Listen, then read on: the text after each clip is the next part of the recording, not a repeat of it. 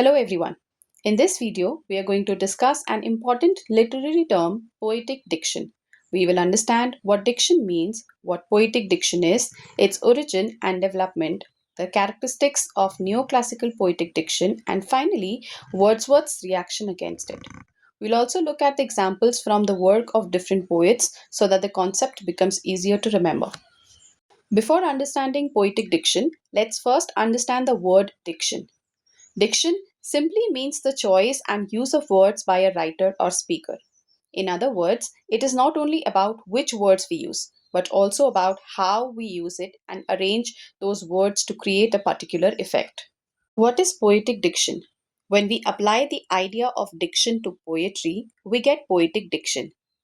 Poetic diction refers to the choice and use of words, phrases, and expressions by a poet in a particular poetic work. So, in simple words, poetic diction means the kind of language a poet chooses and the way that language is used in the poem. Remember this simple formula. Poetic diction equals what words a poet chooses plus how those words are used. Let's briefly look at the origin and development of the term. The word diction comes from the Latin dictio, meaning expression or wording, which comes from dicere, meaning to say or speak. The idea of using an appropriate style of language in poetry has much older roots, going back to classical Greek and Roman literary traditions. It developed through the later European and English literature and became particularly important during the Neoclassical period. Later, Wordsworth challenged the artificial poetic diction of the Neoclassical tradition and advocated a much more natural language in poetry. It's important to remember that poetic diction does not always mean elevated or difficult language. A poet may use simple or complex words, formal or colloquial language, modern or archaic vocabulary, and literal or figurative expressions.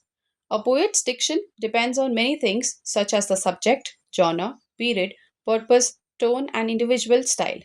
So, we should not confuse poetic diction in general with particular elevated diction of the neoclassical period.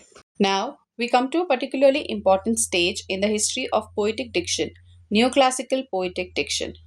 During the 18th century, neoclassical poets developed a distinctive poetic language that was generally elevated, formal, and refined. This was closely connected with the principle of decorum. Decorum means that the language and style should be appropriate to the subject, genre, and situation. For example, an epic or an ode was expected to use a more elevated style than ordinary everyday conversation. Now, let's look at the major characteristics associated with neoclassical poetic diction. They include archaism, recurrent epithets, preference to Latinate vocabulary, inversion, personification, and periphrasis. Let's understand each one with an example. First is archaism. Archaism means the deliberate use of old fashioned or obsolete words and expressions. Obsolete means something which is no longer in use or is out of date.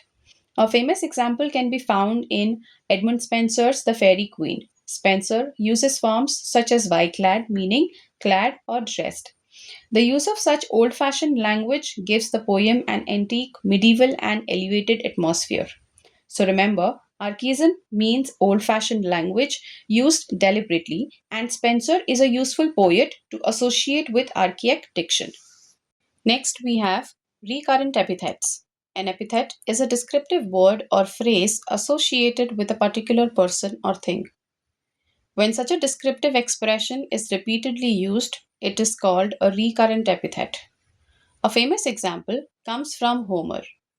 Achilles is repeatedly described as swift footed Achilles, while Dawn is famously called rosy fingered Dawn. These expressions become almost fixed descriptive labels.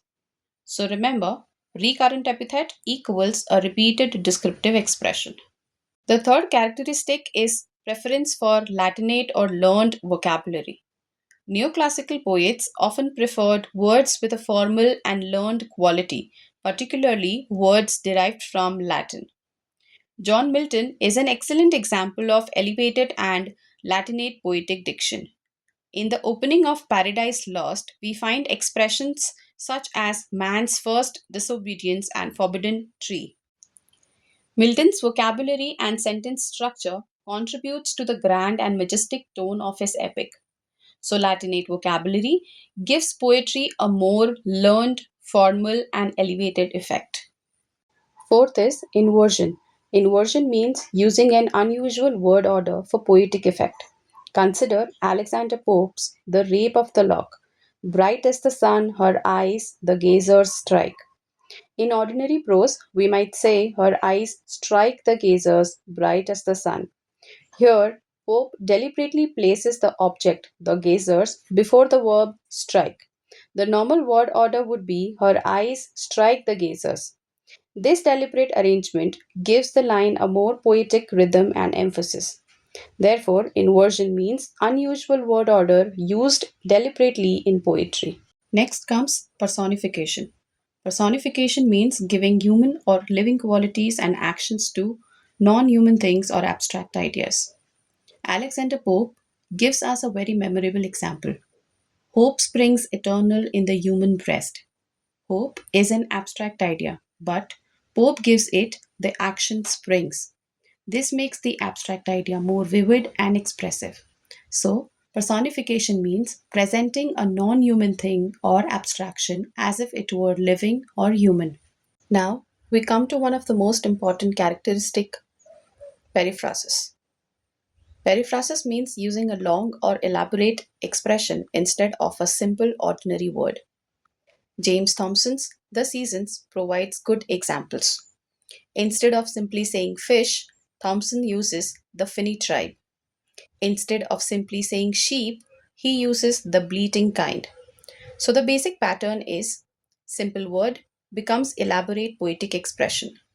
The purpose is to avoid commonplace language. Commonplace is ordinary language and give the poetry a more elevated and dignified effect. This is a particularly good example of neoclassical poetic diction. So, why did neoclassical poets use this kind of special diction? They believed that poetry should have dignity, refinement, and elevation, and that poetic language should be different from ordinary everyday speech. This brings us back to the principle of decorum. The language should be appropriate to the subject and genre. Therefore, an epic, ode, or tragedy was expected to have a more elevated style of language. Now, we come to an important turning point. William Wordsworth strongly reacted against this artificial and elevated poetic diction. In the preface of Lyrical Ballads, Wordsworth argued for the use of the real language of ordinary people, particularly people living a humble and rustic life. For Wordsworth, poetry did not need any unnecessary, elaborate, or artificial vocabulary to be poetic. He emphasized natural language and genuine human feelings.